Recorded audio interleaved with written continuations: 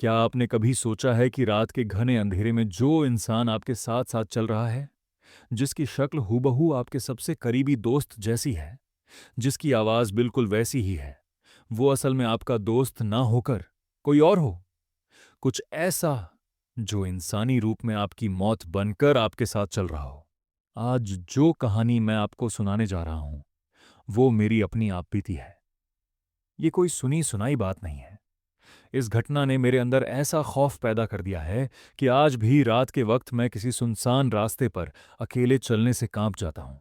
हमारे बड़े बुजुर्ग अक्सर कहते थे कि रात के वक्त अगर पीछे से कोई आवाज दे तो पलट कर मत देखना। लेकिन उन्होंने ये कभी नहीं बताया कि अगर वो चीज सामने से तुम्हारे दोस्त का रूप लेकर आ जाए तो इंसान क्या करे। बात सर्दियों की है। दिसंबर का महीना था और रात के करीब 11:30 बज रहे थे। कड़ाके की ठंड पड़ रही थी और बाहर घना कोहरा छाने लगा था। मैं अपने कमरे में रजाई के अंदर बैठा लैपटॉप पर कुछ काम कर रहा था कि तभी मेरा फोन बजने लगा। स्क्रीन पर देखा तो मेरे बचपन के दोस्त सुमित का कॉल था। मैंने फोन उठाया। हाँ भाई, इतनी रात को क्या हो गया? सुमित की आवाज थोड़ी घबराई हुई लग रही थी। उसने कहा, भाई, मेरी बाइक खराब हो गई है। स्टार्ट ही नहीं हो रही। मैं शहर के बाहर वाले पुराने रेलवे क्रॉसिंग के पास खड़ा हूँ। यहाँ आसपास कोई मैकेनिक भी नहीं है और ठंड बहुत ज़्यादा है। तू अपनी स्कूटी लेकर आ जा, मुझे यहाँ से निकाल ले। वो पुराना रेलवे क्रॉसिंग हमारे इलाके से करीब 5 किलोमीटर दूर था। वो रास्ता दिन में भी काफी सुनसान रहता था। दोनों तरफ बड़े बड़े खेत और पुराने आम और बरगद के पेड़ थे। रात के वक्त तो वहां से गुजरने में अच्छे अच्छों के पसीने छूट जाते थे। लेकिन सुमित मेरा पक्का दोस्त था। मैं उसे वहां उस ठंड में अकेला नहीं छोड़ सकता था। मैंने जल्दी से अपनी भारी जैकेट पहनी, मफलर लपेटा और अपनी स्कूटी लेकर निकल पड़ा। सड़क पर दूर दूर तक कोई परिंदा भी नजर नहीं आ रहा था। बस मेरी स्कूटी की हेडलाइट उस घने कोहरे को चीरते हुए आगे बढ़ रही थी। मैं मुश्किल से 3 किलोमीटर ही पहुंचा हूंगा, जहां से कच्चा रास्ता शुरू होता है, कि अचानक मेरी स्कूटी का पिछला टायर बुरी तरह डगमगाने लगा। मैंने ब्रेक मारी और नीचे उतरकर देखा। जो डर था वही हुआ।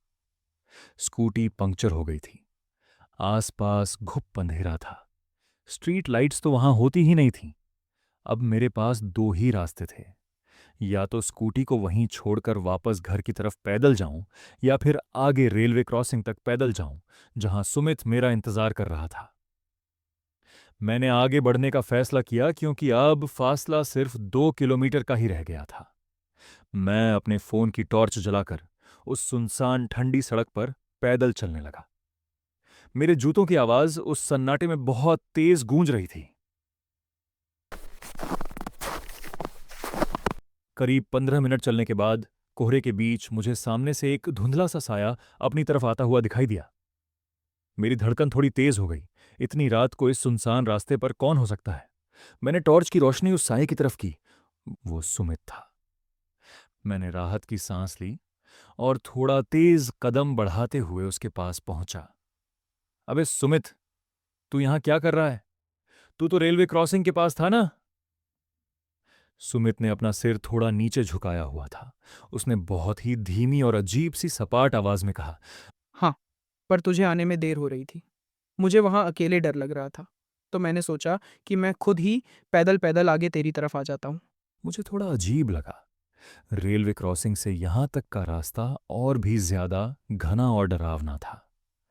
सुमित जैसा डरपोक इंसान इतनी रात को उस रास्ते से पैदल कैसे आ गया? लेकिन उस वक्त ठंड इतनी थी कि मेरा दिमाग ज्यादा काम नहीं कर रहा था। मैंने कहा, अरे यार, मेरी स्कूटी पीछे पंक्चर हो गई। अब हमें पैदल ही शहर तक वापस जाना पड़ेगा। उसने बस धीरे से अपना सिर हाँ में हिला दिया। उसने मेरी तरफ देखा तक नहीं। हम दोनों साथ साथ चलने लगे। रास्ता बहुत खामोश था। सिर्फ रात के कीड़ों की आवाजें आ रही थीं। चलते चलते मैंने सुमित के कंधे पर हाथ रखा। जैसे ही मेरा हाथ उसके कंधे पर पड़ा, मुझे एक अजीब सी सिहरन महसूस हुई। उसकी जैकेट बर्फ की तरह ठंडी थी, जैसे वो किसी इंसान की नहीं बल्कि किसी लाश की जैकेट हो। मैंने पूछा, भाई, तुझे ठंड लग रही है क्या? तू तो पूरा बर्फ हो रहा है। उसने सामने देखते हुए ही जवाब दिया।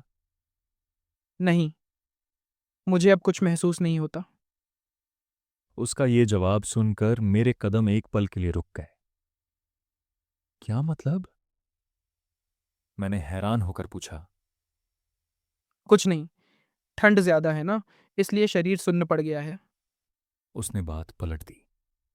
हम आगे बढ़ने लगे, लेकिन अब मुझे उसके साथ चलने में एक अजीब सी बेचैनी होने लगी थी। कुछ तो था जो सही नहीं लग रहा था। पहली बात, सुमित चलते वक्त बहुत बातें करता था, पर आज वो एकदम चुप था। दूसरी बात, हवा में एक अजीब सी सड़ी हुई बदबू आ रही थी, जैसे कोई जानवर कई दिनों से मरकर सड़ गया हो। मैं बार बार अपने आसपास देख रहा था, पर बदबू लगातार सुमित की तरफ से ही आ रही थी।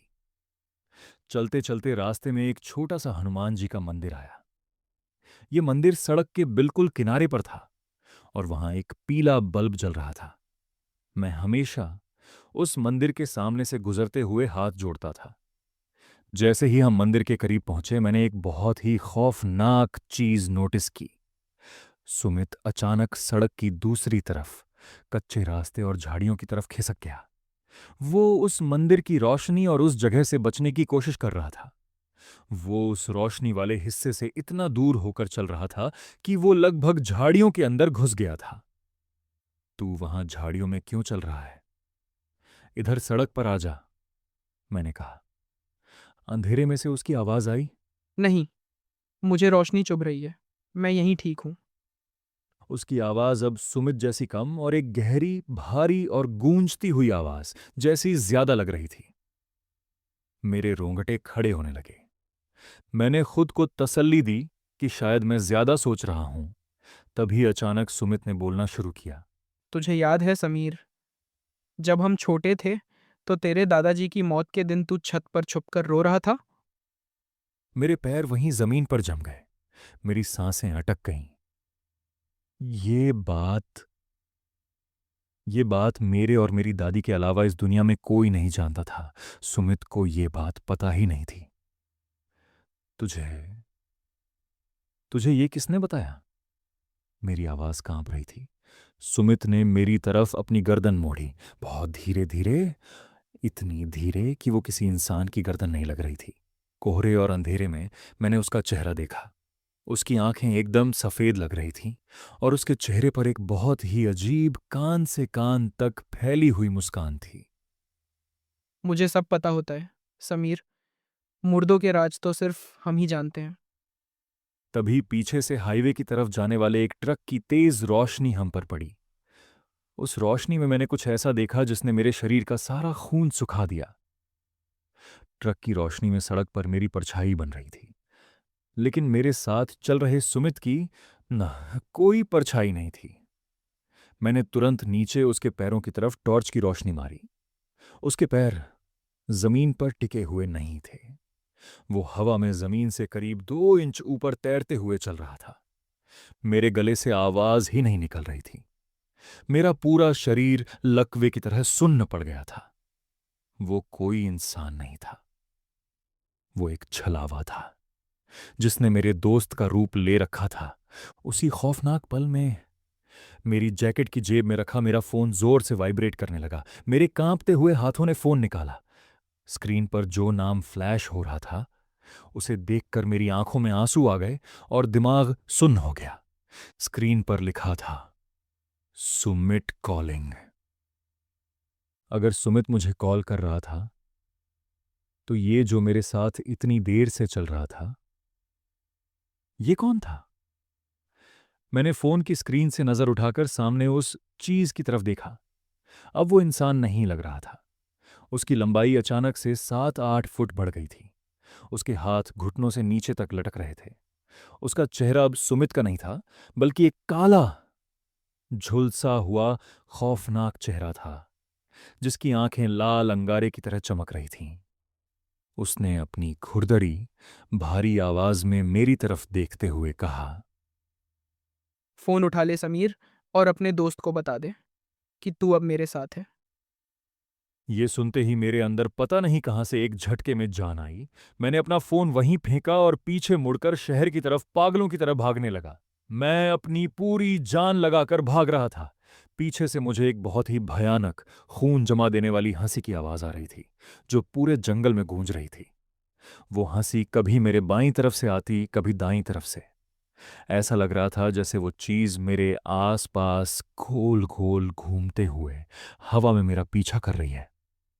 मैंने पीछे मुड़कर नहीं देखा। मैं बस भागता रहा, जब तक कि मुझे हाईवे पर एक खुला हुआ ढाबा और लोगों की भीड़ नहीं दिख गई। मैं ढाबे के पास पहुंचकर वहीं जमीन पर गिर पड़ा और बेहोश हो गया। जब मेरी आंख खुली तो ढाबे वाले मेरे चेहरे पर पानी छिड़क रहे थे। सुबह के 4 बज चुके थे। मैंने तुरंत एक आदमी का फोन मांगा और सुमित के नंबर पर कॉल किया। सुमित ने फोन उठाया। उसकी आवाज में बहुत गुस्सा था। अबे तू कहाँ मर गया था? तूने कहा था तू आ रहा है। मैंने 2 घंटे तेरा इंतज़ार किया। फिर मुझे एक मालगाड़ी वाले ट्रक ने लिफ्ट दे दी और मैं 1 बजे ही घर आ गया था। मैं तुझे तब से फ़ोन कर रहा हूँ, तू फ़ोन क्यों नहीं उठा रहा? मेरी आंखों से आंसू बहने लगे। मैंने उसे कुछ नहीं बताया कि रात में मेरे साथ क्या हुआ। सुमित सुरक्षित था, बस मेरे लिए यही काफी था। लेकिन कहानी यहां खत्म नहीं होती। जब मैं ढाबे वालों की मदद से सुबह घर पहुंचा और मैंने अपनी वो भारी जैकेट उतारी, तो मेरी हालत फिर से खराब हो गई। रात को जब उस छलावे ने मेरे कंधे पर हाथ रखा था, वहां मेरी जैकेट पर एक निशान छप गया था। वो एक हाथ का निशान था, लेकिन वो निशान किसी रंग या कीचड़ का नहीं था। वो निशान श्मशान घाट की ताजी जली हुई चिता की काली राख का था। आज भी वो जैकेट मेरे घर के किसी कोने में बंद है। और आज भी जब रात में कोई पीछे से मुझे आवाज देता है, तो मैं कभी पलटकर नहीं देखता, क्योंकि मैं जानता हूं छलावे आज भी हमारे आसपास ही कहीं मौजूद हैं, बस सही समय और सही अंधेरे का इंतजार कर रहे हैं। दोस्तों, रात के अंधेरे और सुनसान रास्तों के अपने ही कुछ नियम होते हैं। कभी कभी जिसे हम अपना समझकर उसके पीछे पीछे चले जाते हैं, वो हमें ऐसी जगह ले जाता है जहां से वापसी का कोई रास्ता नहीं होता। अगर आपको ऐसी सच्ची और डरावनी कहानियां पसंद हैं, तो चैनल को सब्सक्राइब जरूर करें, क्योंकि अगली कहानी शायद इससे भी ज्यादा खतरनाक हो। Good night.